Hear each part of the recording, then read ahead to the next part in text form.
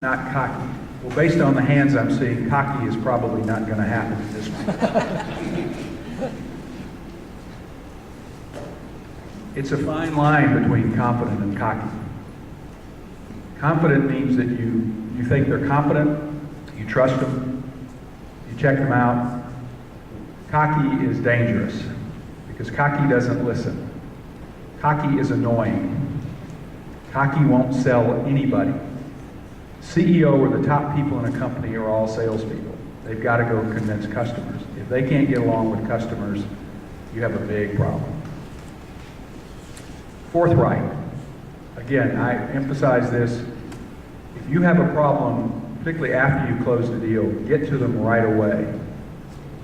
Managing investors, when I was running the two companies, probably took 10% of my time. I had 4 investors in each company. And I probably spent 10% of my time either talking to them or working on things so that I communicated well with them. And I worked a long time on a monthly report. Now again, they had the right to this because they were investors and owned 80% of the company. But the fact is that I worked out a monthly report so that instead of having them all call me individually and ask me what's going on, I just started collecting what they wanted to know, and I started putting it into a monthly report. And I always compared what I said I was going to do in the last monthly report to what I did. And then I set out my next goals. And every time I had something that didn't make a milestone, I had some information about why, and what happened, and what I plan to do about it. And what happened is that I kept the calls that used to come quit coming. I mean, they'd still call me just to ask me stuff, or I'd call to ask them stuff. If you're going to have investors, one of the best sources of investors, I think, are people who have more knowledge about the market or sort of godfathers in the market, so they can really help you. There is a company here in Atlanta I'm on the board of which makes metrology equipment for chips. All right, I know that means nothing to any of you unless you're a double E, but basically, if you're building chipsets, like Intel or any of the other companies that make chipsets, if you can imagine, the biggest problem they have is defects at the factory. Metrology is the chemical makeup of the chip. So if they're making 97% of their chips are good, they're making money. The money's rolling in. If 87% of their chips are in, they're firing plant managers because it's that tight a business. So this little company makes metrology. Well, I didn't invest. One of the guy, there's a very famous company called Lamb Research, which was founded by Mr. Lamb, Dr. Lamb, and what we did was got him on our board. The founder of our company had worked with him at Texas Instruments, and I wouldn't invest until he came on the board, and he actually came on as chairman. He knew everybody in the industry. David Lamb is a guru. Everybody in the world looks up to him that's in the chip business. So by getting David Lamb to be our chairman, we had instant credibility. Now, he didn't invest any money, but he's not on the advisory board. He's the chairman. That gave us huge. So if you're looking for an investor, think about the person who could most help you in the industry and see if you can get them to invest in your company. That could be here locally. I mean, it depends on I can't think of a really good example right now. But look at somebody who can help you in the market. And that's important. What's the name of the company? QCEPT. QCEPT. QCEPT. Yeah. If you're starting to raise money, network with those familiar with the process. Meet some other entrepreneurs who have done this. And there's a ton. How many of you have heard of the Atlanta Technology Angels? One. How many of you have heard of Startup Lounge? A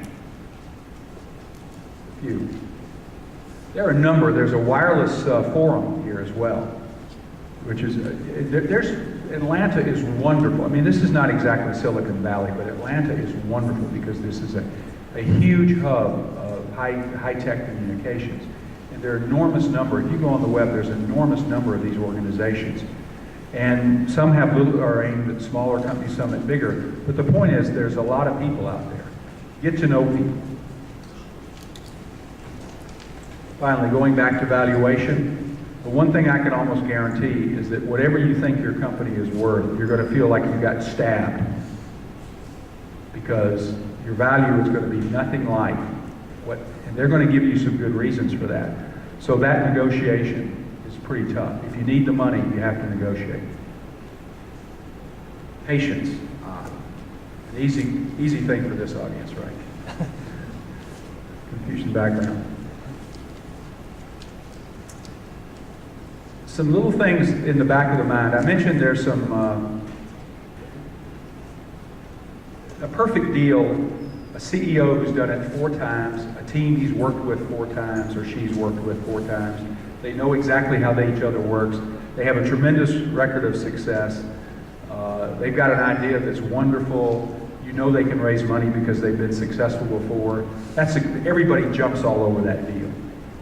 That's how you get to Google. Very few deals are perfect because there are problems. There's too much competition. The people aren't right, all of that.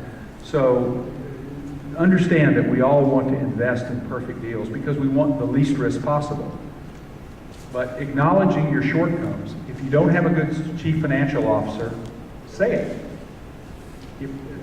One of the more powerful things is, and this happens a lot, you meet someone who is an engineer who's working as the CEO, but he doesn't really understand marketing, and you know that ultimately the chief executive officer is going to have to be somebody who understands the market.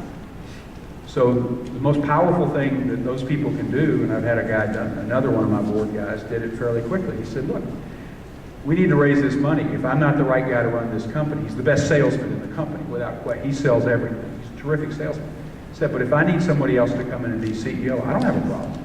I still own 20% of the company.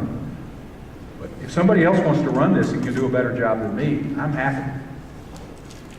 That's powerful. Because it tells them, I want to succeed at any price. We're going to make this work. So you can address those shortcomings. Go back to that one more. It's a couple of more things. Reasonable men can disagree. That goes back to the 17th century France, where that came from Voltaire. It's true. You can present something and be absolutely convinced you're right. I can listen and be absolutely convinced you're wrong. We can disagree. We won't ever know. Venture people turn down deals all the time. There were some dummies who didn't want to invest in my company, right? They were dumb. Turned around 40 times money. They did real well. But reasonable men can disagree, so don't take it personally. If you're going to start this process, don't take anything personally, because you're going to hear no more times than you've ever heard it in your life. And the final thing here is you'll almost never know the real reason they didn't invest in your company. Very few people are dead honest about why they won't invest in your company. They'll give you a convenient excuse. I find that a lot in life as well. That when a customer turns me down, almost the only thing I can guarantee you is what he told me is not what really caused the problem. I mean, how many times you go in and you hear the backstory through a friend of a friend tells you that, we didn't believe it would do what you said it would do, you know, that kind of thing. So you'll never really know why. I've taken a few questions. I probably should have asked for questions during the course of this. Do you have any?